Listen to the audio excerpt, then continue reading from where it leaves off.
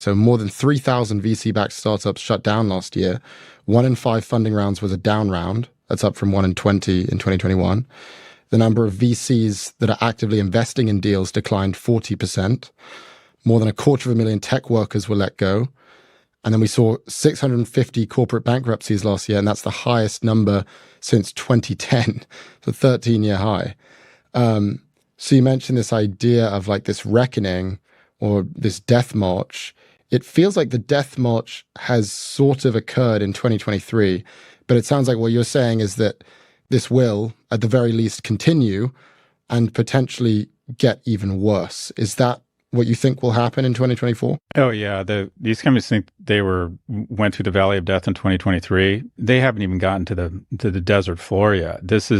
A lot of these companies will come out stronger because there's some good companies, and the lack of financing gives them cloud cover to cut costs. If I look back on all my companies, the ones that have worked were the ones I started in recessions because I didn't have a lot of money, which meant you got to proof of concept really quickly. Otherwise, you went out of business. And because I didn't have cheap capital, I imprinted a DNA on the company that was just tighter, lower spend, could find office space and people inexpensively.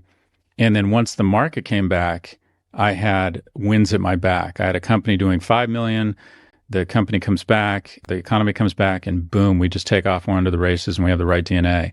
Netflix has grown their free cash flow from $1.6 billion to $7 billion. Why? Because for the first time in Netflix's history, they haven't increased their content budget in 2 years. Why?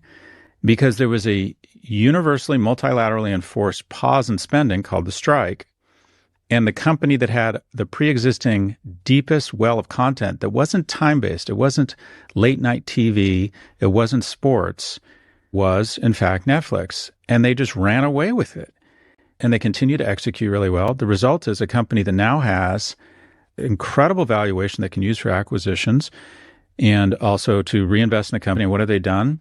They've decided, okay, we're going to start going into the last kind of final frontier of streaming, sports. And we could argue games and news are also the final frontiers, but sports and the WWE is it's not only sports, it's incredible sports because it's every week, whereas the Premier League is only whatever it is, 6 or 7 months, and I don't know how long the hockey and baseball leagues are. As in, you mean there are no off seasons? It's year round, and so it's $500 million a year. So NBC spent $450 million for the Premier League. Sooner rather than later, we're going to look back on TikTok and how feckless and how naive we were, and we're going to think, how could we have been this fucking stupid? And you wouldn't believe that. The way you normalize for that is you look at other platforms, and the ratios are exponentially different.